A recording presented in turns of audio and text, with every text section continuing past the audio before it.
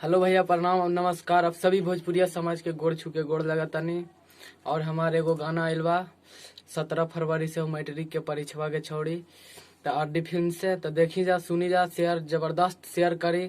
Special परीक्षा song है, matric परीक्षा सॉन्ग। तो सुनी जा और शेयर करी और कमेंट करके जरूर बताई कि कैसन लगा। आई सुनावल जात बा। देखा सुना कैसन गाना।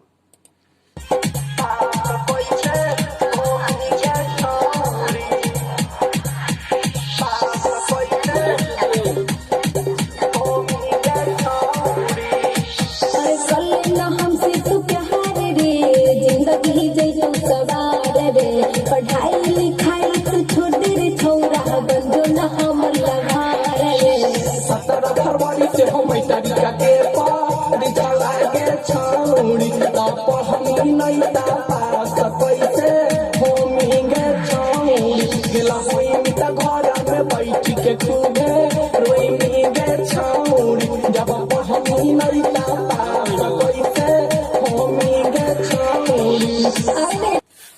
तो देखिए यही गाना बा, आप लोग सुनी और प्यार दुलार दी ताकि ऐसा गाना हम हमेशा गाते रहें। ठीक।